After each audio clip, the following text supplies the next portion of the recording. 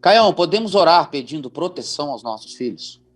Se pedirmos, Jesus livra os nossos filhos dos perigos e das mãos humanas violentas, eu digo isso, pois eu fiquei aterrorizada depois de ter visto uma triste notícia que aconteceu com uma criancinha que foi esfaqueada. Desde então, Caio, eu perdi a paz dentro de mim, no meu coração. Eu vivo com medo. Eu tenho 21 anos e eu tenho 2 filhas pequenas, uma de 2 anos e outra de 1 ano. Me ajuda, Caio. O que eu faço?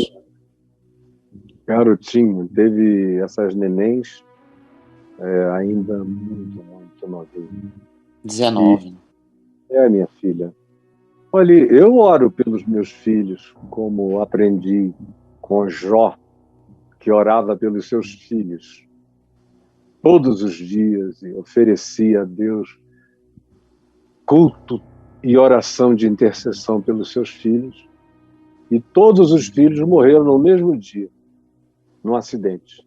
Morreu todo mundo num acidente. Uma casa caiu na cabeça de todos os filhos de Jó e morreram os 10. Já pensou que quer perder 10 filhos numa paulada só? Você tá louco. Numa laje só caindo na cabeça? Eu perdi 2. Um bem pequenininho, que viveu menos de um dia, todo lindo. E eu velei as horas de vida que ele teve junto com meu pai ao lado, até que ele partiu. E eu fiz o registro dele no cartório, comprei um caixãozinho desse tamanho e fomos sepultá-lo na mesma sepultura onde depois o meu irmão foi sepultado e o meu pai foi sepultado. E minha mãe está sepultada em Manaus. Então, eu sei o que é ter um filho amado que se vai, gente amada que se vai. Orar, eu oro. Agora, não há garantias de coisa alguma nessa vida, de que se eu oro por meus filhos, nada vai acontecer a eles. Quem quer que venha aqui e diga isso, está te enganando, está mentindo para você. Eu jamais farei esse papel na vida. Eu oro porque eu creio no mesmo tipo de livramento que eu recebi, porque eu era um cara que era difícil o dia no qual eu não fizesse alguma coisa que podia me colocar numa situação de morte. Sinceramente, de 14 anos para frente, até me converter, eu vivi mais ou menos uns 5 a 6 anos forçando a morte. Forçando. Fazia loucuras que vocês não podem imaginar e eu não tenho mais nem energia para contar o absurdo das coisas que eu fazia e que eu fiz. Muitas vezes. Das quais eu senti a mão de Deus me pegar pelo cabelo e me jogar para fora da morte. Agora, eu voltava para casa de madrugada, quando eu estava ainda morando em casa, depois eu fui sozinho morar no Rio, e eu voltava e via os pés do meu pai para fora da cama de joelhos. Eu abria assim a portinhola, a porta olhava pela fresta, botava ele de joelhos e minha mãe dormia. Depois ele deitava e minha mãe se ajoelhava. Eles tinham seus turnos de vigília por mim.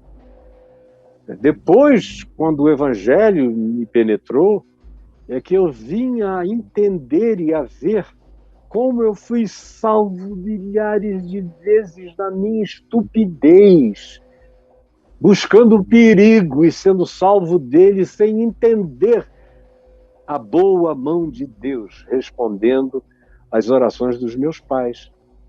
Agora, eles também oravam pelo meu irmão Luiz, por todos nós, pela Sueli, pela Aninha. E meu irmão Luiz morreu num acidente de carro. E minha mãe, naquela angústia de ter recebido a notícia que aquele filho jovem, bonito, forte, alto, gente boa até não poder mais, que tinha apanhado o melhor de nós, da família, habitava a pacificação dele. E o Senhor o levou com 19 anos. E minha mãe ouviu aquela história, foi subindo a escada da nossa casa dizendo: por que, Jesus? Por que o Luiz, Jesus? Porque era uma perplexidade Ele era o melhor de nós, o mais tranquilo, dos que já tinham o manifesto, quem poderiam se tornar. Ele era o mais interessante. E ela foi subindo a escada da casa perguntando: por que Jesus? Por que Jesus? E aí abriu a Bíblia. E a leitura caiu aqui em cima de Isaías, capítulo 57, no final do verso 1º, início do verso 2, que diz assim: pois o justo é levado antes que venha o mal e entra na paz. Pois o justo é levado antes que venha o mal e entra na paz. Então, quando meu garotinho de um dia, partiu, eu fiz a mesma expressão de gratidão. Obrigado, Senhor, porque ele viveu bastante para ter vivido. E na sua pureza e inocência, ele entrou e foi levado e não vai ver o mal e mergulhou na paz. Mesma coisa do meu filho Lucas, com 22 anos, que viu o mal, que sofria o mal, que me pediu diversas vezes em lágrimas quentes e copiosas, botava o rosto do meu ombro, chorava intensamente. Eu deitava em cima de mim na cama, estirado, ele era bem maior do que eu, e chorava em mim, dizendo: pai, eu não gosto do mundo, eu não gosto. Pede a Jesus para me levar antes. Eu não quero ficar aqui. Se você vai e eu fico, a minha vida vai ser uma miséria, porque eu detesto o mundo. Eu detesto o que eu vejo. Eu não queria ficar aqui, eu queria partir. Então, quando você ouve essa oração vinda do seu filho tantas vezes, aí chega um dia em que ele é atropelado e é levado, sem sentir nada, e entra na glória, eu senti toda a dor do mundo, mas com toda a gratidão. Estranhamente, com toda a gratidão. Doía mais do que eu sabia que a dor era possível no coração. Ao mesmo tempo, estranhamente, tinha uma paz doce. Aquela dor era uma dor doce. E a minha gratidão lavava a minha dor. Porque o justo foi levado antes que o mal penetrasse nele. E ele entrou na paz. Então não pense na sobrevivência na Terra. Tem muito crente para quem a única vida que existe é essa vida aqui terrena. Quando a pessoa não tem perspectiva de vida eterna, só sobra o horizonte da história. E eu não sei nem para que crer em Jesus. Porque se a nossa esperança em Cristo, Paulo diz, se limitasse ou se limita apenas a esta existência, nós somos os mais infelizes de todos os homens, de todas as mulheres, de todos os seres humanos. Quem não transcende, está danado. Porque pode acontecer de tudo na experiência humana. Os filhos podem ser protegidos e todos eles juntos te sepultarem, tanto quanto você pode sepultar vários filhos num dia só, num anacronismo da existência. E aí? Você vai perder a fé? Eu não. Eu aprendi com Jesus que tudo pode acontecer a qualquer um. E não é questão de justiça. O Evangelho me mostra que o ente mais justo, o único justo, o justo, levou sobre si todas as injustiças. Então não é por essas categorias da transitoriedade da existência terrena que a gente tem que medir qualquer coisa. Ao contrário, a minha medição, a minha avaliação procede da eternidade. Eu olho da eternidade para o tempo. Tem gente que não olha nem do tempo para a eternidade. Tem gente que só olha para o tempo e acha que se o cara viver bastante para ficar bem velho, até ficar senil, então Deus o abençoou.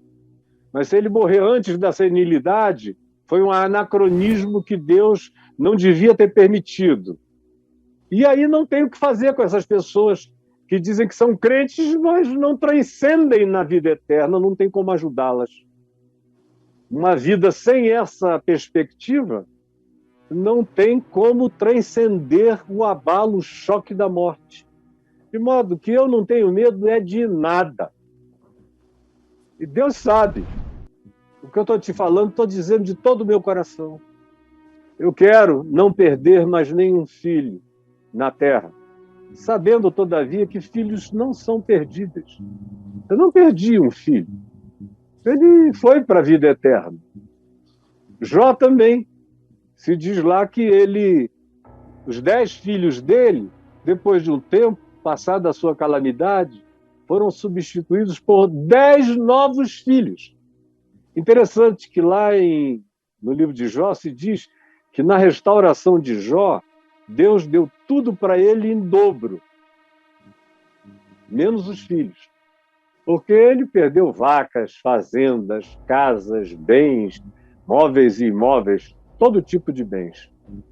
E perdeu 10 filhos. Então, tudo que ele perdeu sem ser os filhos, está dito, e Deus lhe deu em dobro. Mas quando chega na hora dos filhos, se diz, o Senhor lhe deu 10 novos filhos e filhas. Sabe por quê? Porque filho a gente não perde. A gente perde vaca, fazenda, bens, negócio, dinheiro, um monte de coisa. Mas filho, Lucas está me esperando. O Senhor foi botar mais filhos na minha vida. E cada dia que passa, eu sou um pai cheio de filhos. E graças a Deus, os filhos que eu gerei e criei desde pequenininhos são felizes com o fato de que o meu coração se dilata para acolher mais irmãos e mais filhos, quando eu sinto que há necessidade, há sinceridade e há possibilidade. Então, por favor, tire isso da mente e do coração, porque esse tipo de coisa acaba criando na mente da gente justamente o que nós não queremos que nela seja criado. Como diz a Escritura, ora, aquilo que eu temia, justamente isso me sobreveio. Então, não ande com medo de nada, porque o medo é uma oração negativa. Não ande com medo de nada, porque o medo é uma oração negativa. Repita comigo, meu filho. Não ande com medo de nada, porque o medo é uma oração negativa. Quem anda sem medo, anda seguro. Quem anda com medo, existe sob ameaça, pânico e pavor. E essas coisas são atraentes em relação a tudo aquilo que a gente não quer que nos aconteça. Porque a sua projeção mental é sobre aquilo de dia e de noite, de dia e de noite. Acaba se tornando uma evocação. Então não faça isso, por favor. Não temas. É a palavra que Jesus repete. No mundo tereis aflições. Isso é fato. Mas tem de bom ânimo. Eu venci o mundo. E aí, Braulito? Querido, aí, enquanto você falava aí de Jó, dos filhos de Jó, o cara comentou aqui no YouTube, aí eu dei uma puxadinha aqui para você comentar o comentário dele. Vamos ver o que você acha disso aqui. Segundo estudos, os filhos de Jó viviam de festas e bebedeiras. Cada dia era na casa de um. Tanto que Jó fazia sacrifícios nas madrugadas para compensar isso. Mas tanto faz. Não há nenhuma negatividade na narrativa bíblica. Aquilo ali era o que havia com naturalidade na vida de qualquer um que tenha 10 filhos. Uhum. E que tenha bens e que tenha posses, e todo mundo vive bem. Em momento algum tem qualquer relação de causa e efeito. O que ele precisa é ler o meu livro, O Enigma da Graça, porque ele está pensando com as categorias dos amigos de Jó, que são aqueles 3 que levaram mais um quarto, que ficaram azucrinando Jó, querendo que Jó admitisse um pecado na vida dele, ou na vida da casa dele, ou qualquer coisa. Ou seja, você está sendo instruído, esses pseudo-estudos que você diz que tem estudiosos, são os estudiosos da burrice. Porque o livro de Jó inteiro é uma quebra de karmas, é uma quebra de interpretação teológica de causa e efeito, que era justamente o argumento dos amigos de Jó. Deve ser com os amigos de Jó que você está estudando. e que levaram pau de Jó e de Deus. E no fim de tudo foram pedir a Jó para orar por eles. Porque o Senhor disse: vocês estão pedindo perdão a mim? Vão pedir ao meu servo Jó para orar por vocês. E aí está tudo certo. Porque vocês só me fizeram foi sentir desejo de espirrar a ira santa em cima da arrogância de vocês para com a dor do próximo. Aí isso é coisa de estudioso burro, de teologia moral de causa e efeito. Que aí querem explicar, não, Jó perdeu os filhos porque os garotos bebiam. Jó também, meu filho, porque os garotos comiam. Bem, Jó também. Todo mundo que podia, viveu bem. Abraão podia, viveu o que podia. Cada qual em cada tempo. Não traga esse tipo de coisa que é blasfêmia contra a graça de Deus, contra o ensino de Jesus. Vieram para Jesus com essa perguntinha aí dos teus estudiosos. Desculpa eu ter ficado irritado. Eu quero te dizer que a tua pergunta me irritou, porque é uma coisa burra, meu filho. Vieram para Jesus dizer: olha, o senhor viu que a torre de Siloé caiu sobre 18 pessoas que estavam subindo lá para olhar lá de cima para baixo? É porque eles eram mais pecadores?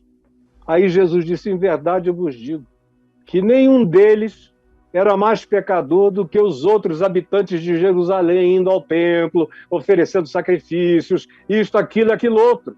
Mas em verdade eu vos digo que se não vos arrependerdes, todos, você que está aqui, ó, todos igualmente perecereis.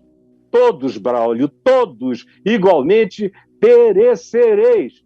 Aí eles vieram e disseram: aquele pessoal que Pilatos misturou o sangue deles com o sangue dos sacrifícios que eles estavam oferecendo sobre um monte da Galiléia, eram mais pecadores do que os demais galileus? Jesus a eles respondeu a mesma coisa.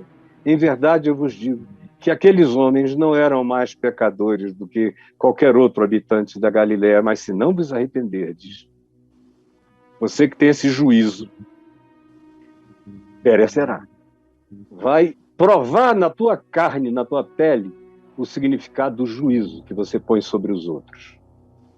E aí, Braulio? É isso aí, Caião. Acabou. Agora, o meu livro está aí, né? O Enigma da Graça. Não custa nada desemburrecer um pouco. Porque, pelo amor de Deus, aprender sobre sofrimento humano na igreja evangélica é a mesma coisa que aprender sobre solidariedade e compaixão na máfia. Solidariedade e compaixão com os milicianos. Meu Deus. A mesma coisa é tentar aprender sobre sofrimento humano a partir de um púlpito evangélico, especialmente dos púlpitos de natureza mais moralista, que praticam essa teologia kármica de causa e efeito. Se alguma coisa aconteceu com alguém, é porque estava em pecado. Aí vem para cá que eu perco a paciência e te dou uma lição até você pedir para parar, tá bom? Mas pedir humilde, porque isso é uma brutalidade que vocês fazem contra o próximo. Parem com isso, para que vocês não sejam visitados justamente por aquilo que vocês comentam contra a existência do próximo. Esses argumentinhos são do inferno, meu filho. Para com isso enquanto você pode.